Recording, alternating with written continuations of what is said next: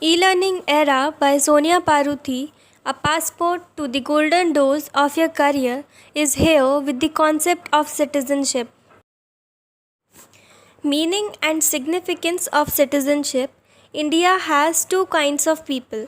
हमारे जो इंडिया है उसमें दो तरह के पीपल रहते हैं. First is citizens and the other one is aliens. ठीक है.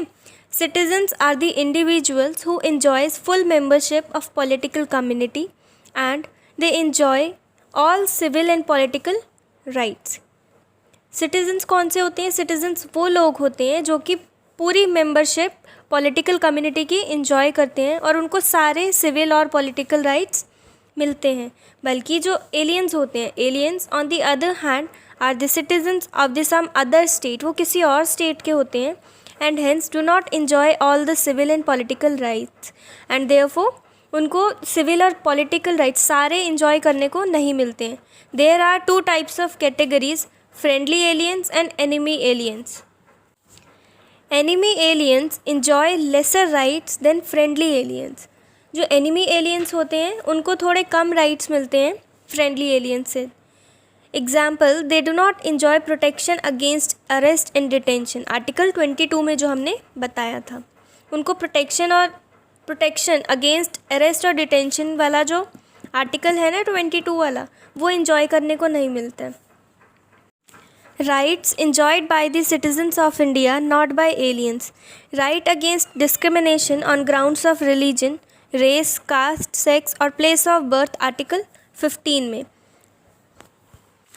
किसी भी तरह का डिस्क्रिमिनेशन, भेदभाव रिलीजन, रेस, कास्ट या मेल फीमेल या फिर प्लेस ऑफ बर्थ के बेसिस पे नहीं होता है. Right to equality of opportunity in the matter of public employment. Article 16 में जो हमने बताया, इक्वालिटी ऑफ अपॉर्चुनिटी मतलब किसी भी अपॉर्चुनिटी को एम्प्लॉयमेंट में हम किसी भी प्रोफेशन को फॉलो कर सकते हैं जो हमारी मर्ज़ी है, वो राइट मिलता है. Right to freedom of speech and expression, हमें बोलने का पूरा अधिकार है. Assembly, association, movement, residence and profession, हमें बोलने का पूरा अधिकार है. एसोसिएशन करने का अधिकार है, मूवमेंट करने का अधिकार है, ग्रुप्स बना सकते हैं, मूवमेंट कर सकते हैं, किसी भी जगह पे रह सकते हैं और कोई भी प्रोफेशन चूज़ कर सकते हैं आर्टिकल 19 के according. Cultural and educational rights भी हैं हमारे पास आर्टिकल 29 एंड 30 में. राइट टू वोट है in elections to Lok Sabha and state legislature, हम अपना रिप्रेजेंटेटिव चूज़ कर सकते हैं वोटिंग करके. Right to contest for the membership of the parliament and the state legislature, हमारे पास राइट है कॉन्टेस्ट लड़ने का, मेंबरशिप ऑफ द पार्लियामेंट का, स्टेट लेजिस्लेचर का भी. Right to hold certain public offices that is president of India, vice president of India, जजेस of supreme court and the high courts, governor of states, Attorney General of India and Advocate General of States. Constitutional provisions. The Constitution deals with the citizenship from Article 5 to 11 under Part 2. Part 2 में Article 5 to 11 citizenship से deal करते हैं. 5 to 11 में citizenship के बारे में लिखा गया है. Our Constitution has neither any permanent nor any elaborate provisions regarding citizenship. हमारा जो प्रोविज़न है वो परमानेंट नहीं है, ना ही एलैबोरेटेड है. जितने भी प्रोविज़न्स बनाए गए हैं सिटीज़नशिप को लेके वो परमानेंट नहीं है. Article 5 to 10 says, article 5 to 10 जो है वो ये कहता है, no dual citizenship, no dual nationality. कोई भी डुअल सिटीज़नशिप नहीं होगी, ना ही डुअल नेशनैलिटी होगी. सिंगल सिटीज़नशिप होगी, सिंगल ही नेशनैलिटी होगी. It tells us who on 26th January 1950, that is on the commencement of the Constitution, were the citizens of India by domicile, migration and Anglo-Indians. 26th January 1950 जब constitution लागू हुआ था, उसका commencement हुआ था, तो वो लोग सिटीजन्स हैं इंडिया के, चाहे वो डोमिसाइल से हो या फिर उन्होंने माइग्रेट किया हो या फिर वो एंग्लो इंडियंस हो. Article 11 authorized the Parliament to make any provision with respect to the acquisition and termination of citizenship and all other matters relating to citizenship. Article 11 के अकॉर्डिंग पार्लियामेंट के पास अथॉरिटी होती है कि वो प्रोविज़न बना सकता है सिटीज़नशिप को लागू करने के लिए या फिर ख़त्म करने के लिए। सारे मैटर्स जो कि सिटीज़नशिप से डील करते हैं वो पार्लियामेंट के पास अथॉरिटी होती है आर्टिकल 11 के according. For this purpose the parliament of India has enacted citizenship act in 1955। Citizenship Act 1955. The Citizenship Act 1955 provides for execution and loss of citizenship after the commencement of the Constitution. जब से constitution का commencement हुआ है, जब से constitution लागू हुआ है, वो सिटीज़नशिप एक्ट 1955 जो है वो प्रोवाइड करता है सिटीज़नशिप को लागू करने के लिए या फिर ख़त्म करने के लिए।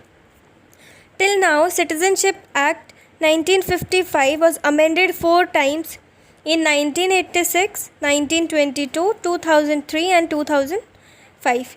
ये 4 years हैं जिसमें 4 times जो है सिटीज़नशिप एक्ट को अमेंड किया गया था, चेंजेस लाए गए थे। Originally, the Citizenship Act 1955 also provided for the Commonwealth citizenship। Commonwealth citizenship भी उसने प्रोवाइड करी। This provision was repealed by the Citizenship Amendment Act 2003। Acquisition of citizenship first is by birth। Citizenship India की कब मिलती है? एक तो by birth मिलती है, या तो वो जो पर्सन है वो इंडिया में पैदा हुआ हो और जब वो पैदा हुआ था उस टाइम पे उसके पेरेंट्स जो है वो इंडियन सिटीजन्स हों तो उसको इंडिया की सिटीज़नशिप मिल जाती है। दोनों में से कोई भी या फिर एक पेरेंट इंडिया का सिटीज़न हो at the time of birth तो उसको इंडिया की सिटीज़नशिप मिल जाती है by birth. Second is by decent. A person born outside India and at the time of his or her birth one or the both the parents are Indian citizens। by descent citizenship कैसे मिलती है? अगर कोई person India के बाहर पैदा हुआ है पर उसके जो पेरेंट है वो दोनों या फिर उन दोनों में से कोई भी एक इंडियन सिटीज़न होगा तो उसको बाय डिसेंट इंडिया की सिटीज़नशिप मिल सकती है। Third is by registration. Register करके भी हम इंडिया की सिटीज़नशिप को एक्वायर कर सकते हैं। 4 categories of people can acquire Indian citizenship by registration। First is persons of Indian origin, citizen of Commonwealth state, women married to Indian men and minor children of Indian parents। ये 4 तरीके के लोग होते हैं जिनको हम इंडियन की citizenship मिल सकती है अगर वो रजिस्ट्रेशन करते हैं तो। प्रोसीजर होता है these categories of people will have to fulfil a residential qualification of living in India for 5 consecutive years that is 90 days पर कैलेंडर ईयर। उनको 5 कंसेक्यूटिव ईयर्स के लिए इंडिया में ही रहना पड़ेगा अगर उनको रजिस्ट्रेशन के थ्रू इंडिया की सिटीज़नशिप चाहिए। फोर्थ है bye naturalisation. Any one in the world not following in categories 1 to 3 and can apply for Indian citizenship through naturalisation.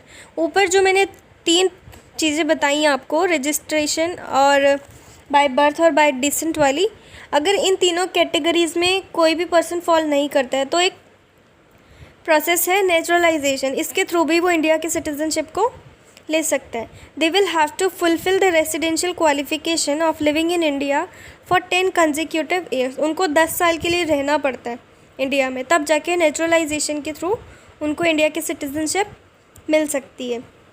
Mother Teresa जो थी वो इंडियन सिटीज़न नेचुरलाइजेशन के थ्रू बनी थी।